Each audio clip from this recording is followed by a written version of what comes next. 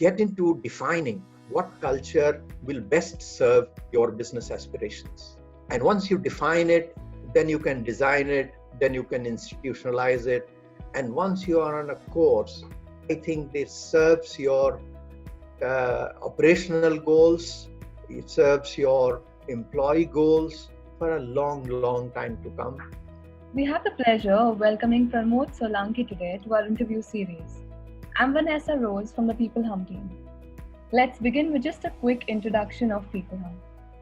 peopleHum is an end-to-end, one-view integrated human capital management and automation platform, the winner of the 2019 Global Cody Award for HCM that is specifically built for crafted employee experiences and the future of work. We run the peopleHum blog and the video channel, which receives upwards of 200,000 visitors a year and publish around 2 interviews with well-known names globally every month. And now for our guest, Pramod is a seasoned HR professional and founder of Performance Enable, an HR consulting firm. He also founded the HR Excellence Group, a virtual knowledge network of passionate HR professionals.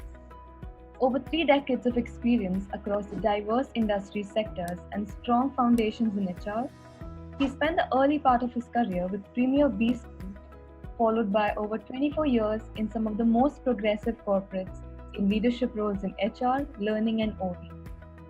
We're extremely happy to have someone of his stature on our interview series today. Welcome, Pramod. We are thrilled to have you.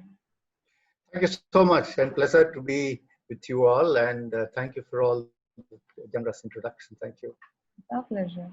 So the first question I have for you, Pramod, is could you tell us a little bit about your consulting firm and the kind of work it undertakes? Sure. So Vanessa, after about 3 decades with the academics and the corporate sector largely, when I chose to be on my own, there were 2 primary considerations as I started this. One was that the experience of working with many consulting firms while on the other side of the table, I was convinced that unless you engage with the client organization over a period of time, you cannot really bring any sustainable improvements. So when I started, I was very clear that I would be pursuing engagements that last over a period of time with the companies so that you co-create solution, create some results, and if possible, also create capability inside the organization so that even after you move out, they are able to sustain the improvement that you bring about. Yeah. So with that objective in mind, I began, and I must tell you that in the last 4 years, the shortest assignment that I have done has lasted 5-6 months. Otherwise, it's been 1 year, 2 year, 3 years kind of association that I've had. In terms of focus, it's been end-to-end HR services, in terms of designing of processes and their institutionalization. And focus is that HR that should create business value in the short term, medium term, and long term.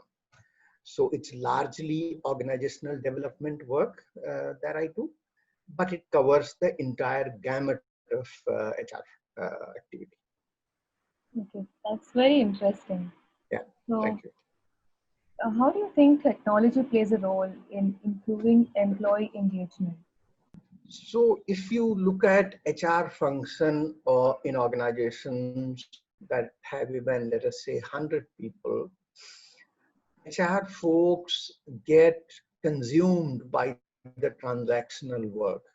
And therefore, when you put a right technology in place, it serves as a great enabler for the value-adding work that HR professionals should be doing.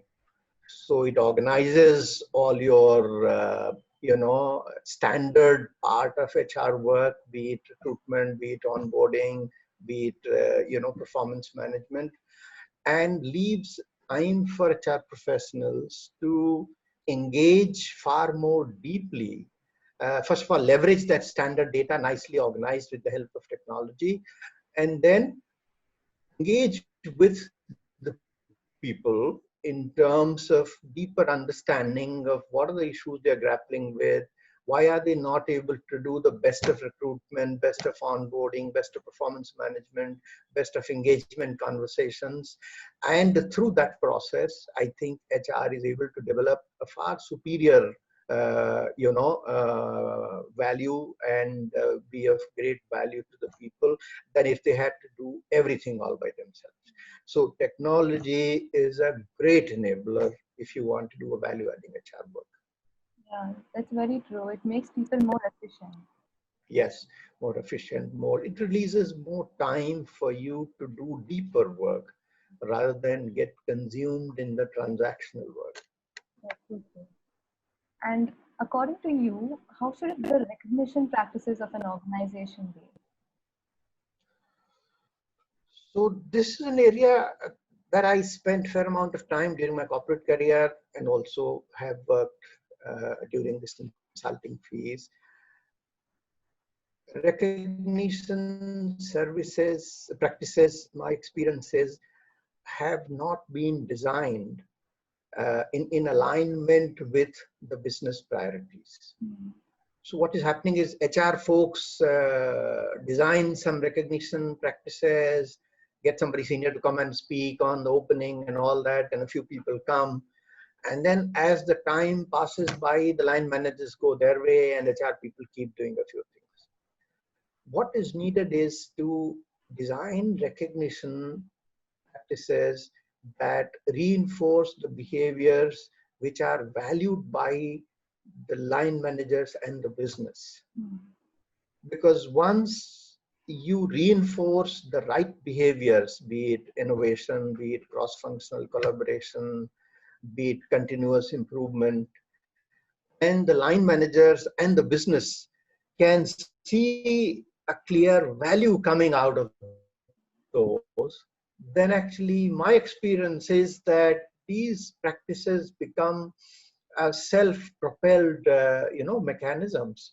HR then is there more as a facilitator, gather MIS, share what has happened, what has not happened, but line managers themselves want to engage with it because they are seeing value for business for the results coming out of these practices. Mm-hmm. So my actually appeal to our HR folks is that don't sit in your meeting room and design recognition practice.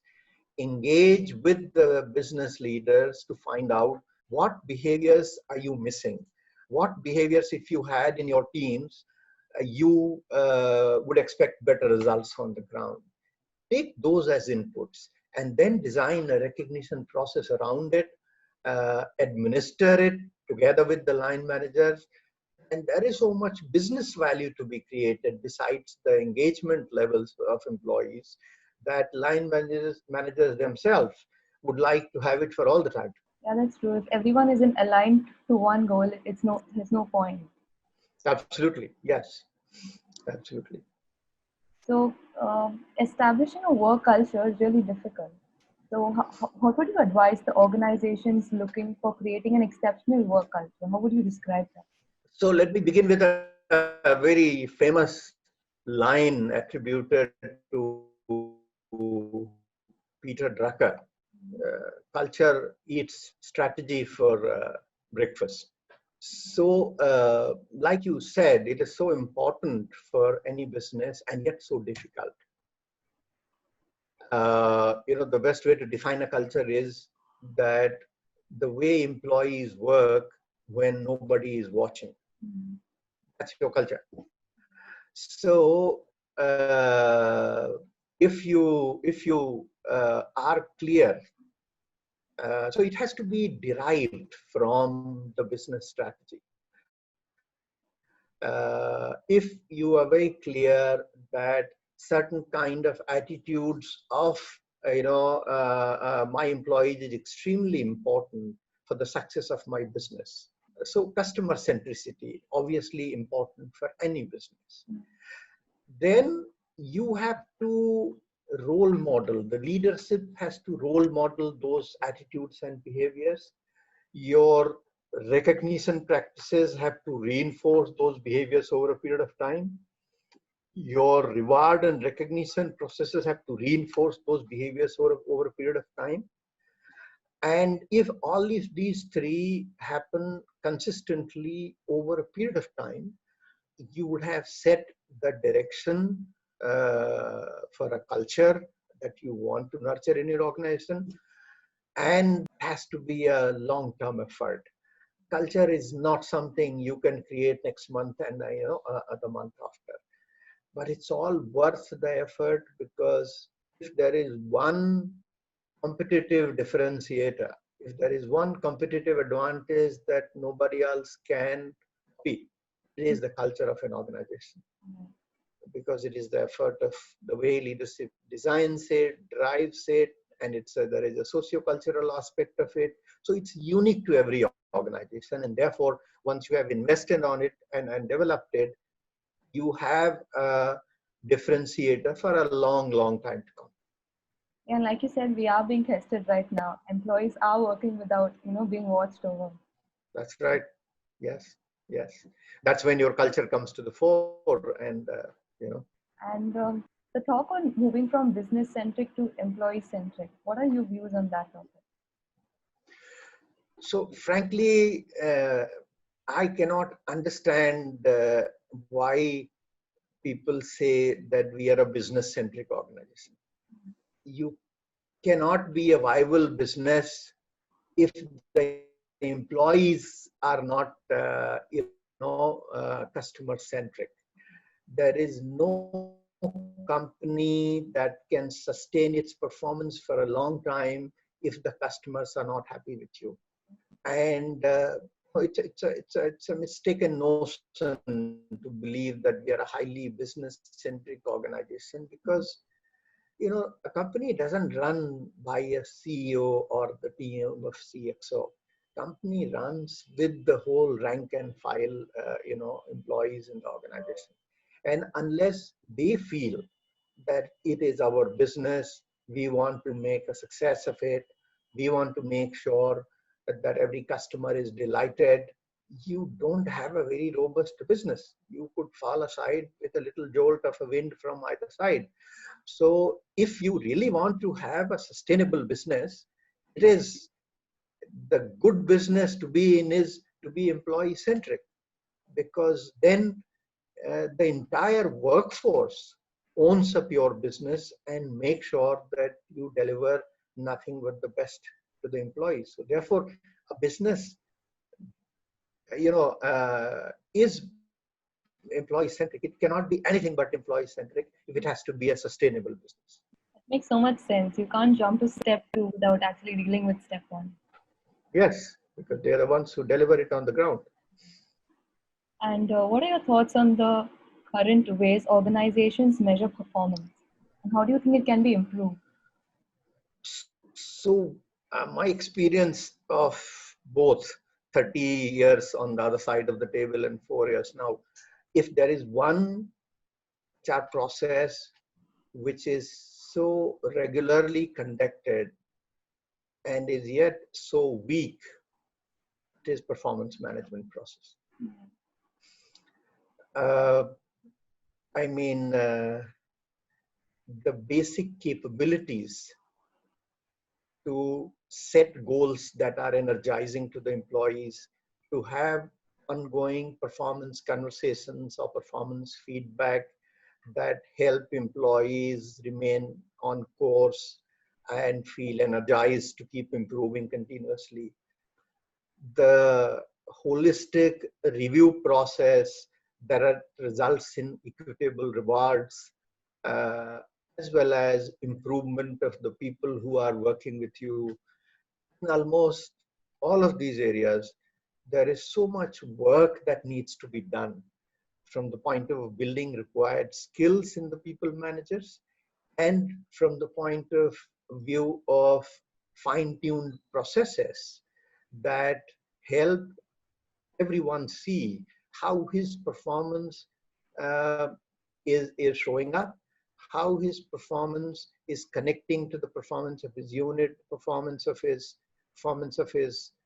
organization. None of those connects are visible to the workforce at large in very large number of organizations. So I strongly believe that if HR and performance management system has to create value for business and for the employees together, I think a whole lot of skill building effort is required, whole lot of process fine tuning is required, before we can get any value out of it. And if I may just cite, Gallup had studied, it's more than a decade that they've been deeply into engagement studies.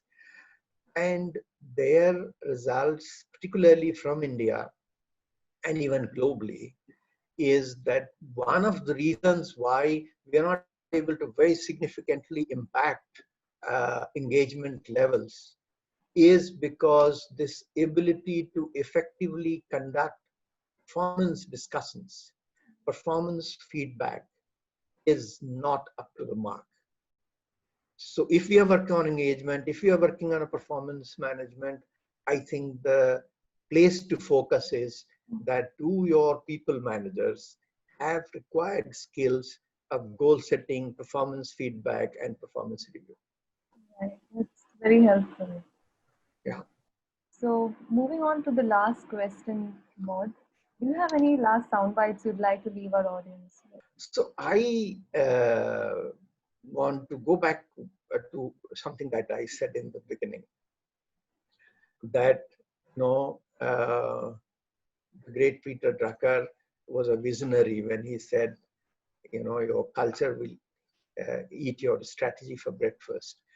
The best of the strategy will not really produce any results if employees are not culturally aligned to that strategy. So therefore, get into defining what culture will best serve your business aspirations. And once you define it, then you can design it, then you can institutionalize it. And once you are on a course, I think this serves your operational goals, it serves your employee goals for a long, long time to come. And I think you have a very successful business. Thank you for that, Pramod. Those were really wonderful insights.